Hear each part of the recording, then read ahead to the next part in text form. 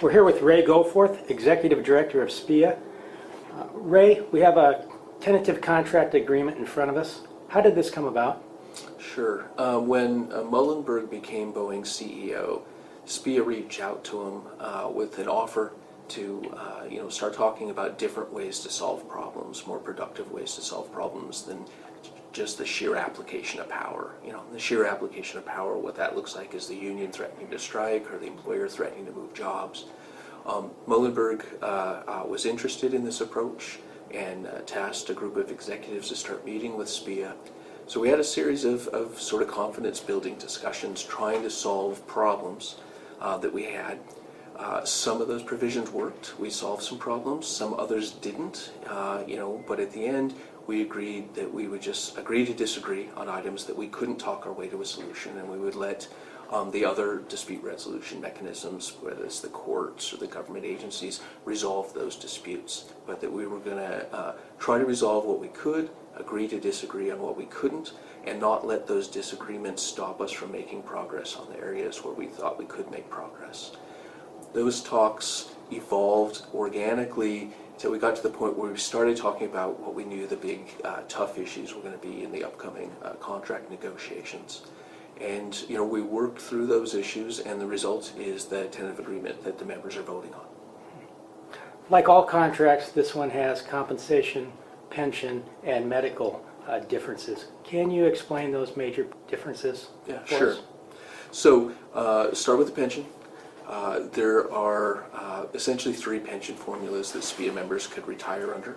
So the one pension formula that most of our technicians retire under, that's a 10% increase in the value of that pension provision if the members adopt this.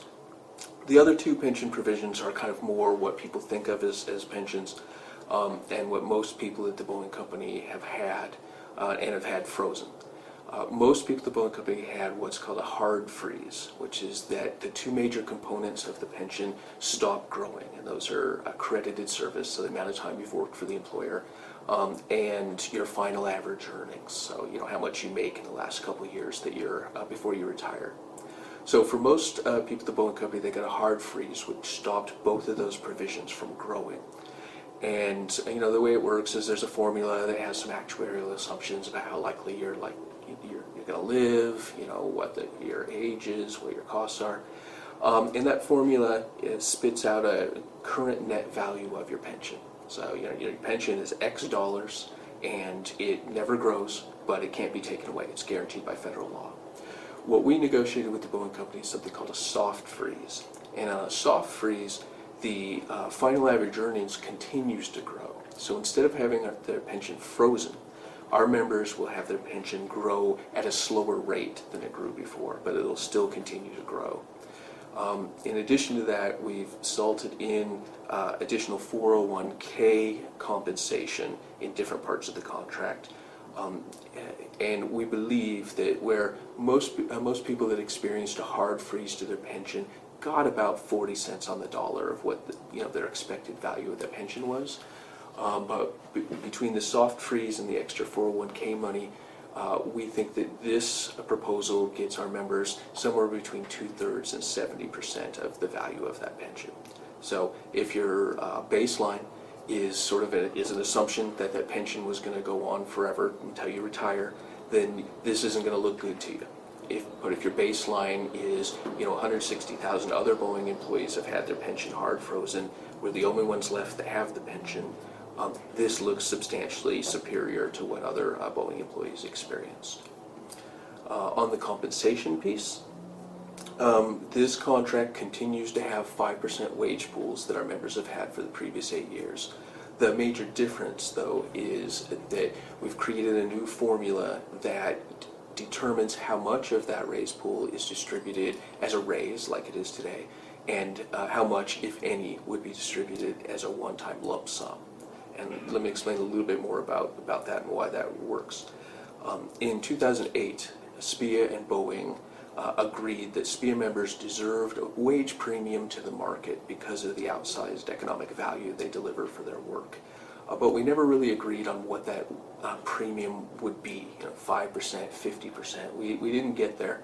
But we agreed on these 5% wage pools, and the idea was at the end of that contract period, we would look and figure out where that left our members in the market and continue that discussion about, what is that premium to the market.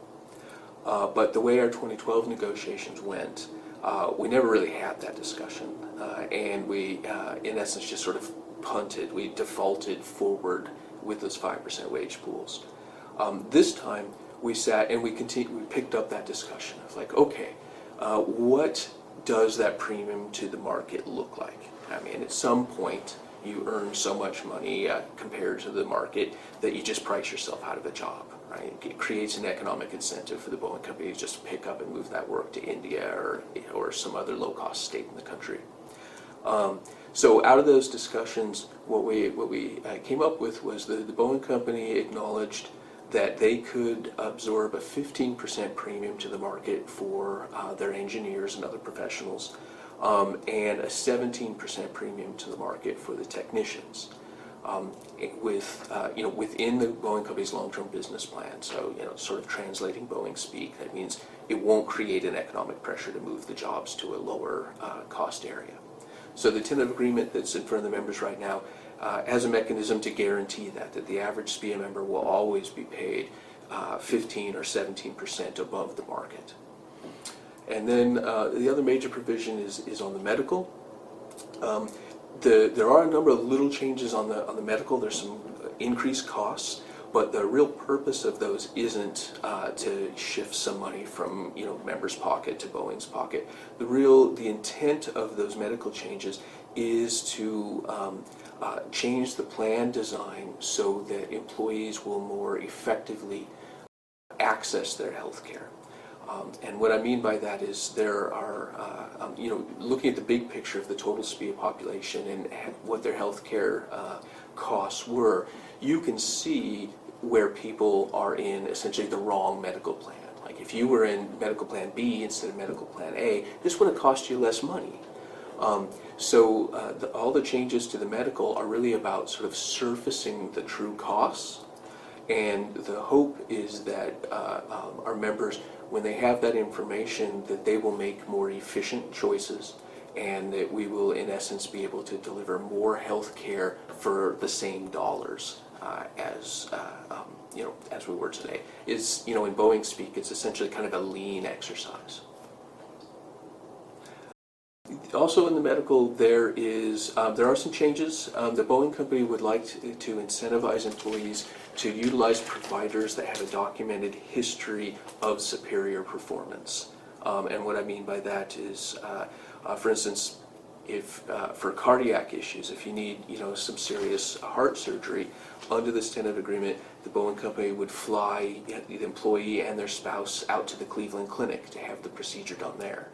And the reason why is because they do so many heart procedures at the Cleveland Clinic that their performance is demonstrably superior to other hospitals. And for the Boeing Company, what that means is that employees will be healed quicker, more efficiently, back to work, and that ultimately they will save money by paying this extra money up front to make sure that the employee gets the best care possible for their condition. So there are provisions like that in this contract that are about driving people towards healthcare providers that statistically you can look at and show, okay, these people, once again, are superior to their peers when they provide these healthcare provisions. And then there's some little stuff that's scattered in there. I think one of the kind of the neat things is there's a provision that allows employees to get medical consultation via webcam. So, if you cut yourself and you're trying to figure out, is this bad enough to go get stitches, you can dial up a medical provider, hold up your hand, show them the wound, and they will tell you that, oh yeah, no, butterfly bandage will be fine for that, or no, you need to come in and get stitches. And then there's actually even an extra service if you want to pay. They will send somebody to your home to do those stitches. So there's some nice plan enhancements involved in this. That's in the tentative agreement here, some things that actually make the healthcare better than it is today, but there are some cost shifting that is happening here. And when are ballots due, and when will they be counted? So the ballots are due on February 17th. They'll be counted, they'll start counting them late that afternoon, early evening, and it should be done, hopefully it won't, drag on too long, but it should be done late that night. And results will be posted on the SPEEA website and Yep. emailed to members. And put on our different social media. Thank you, Ray.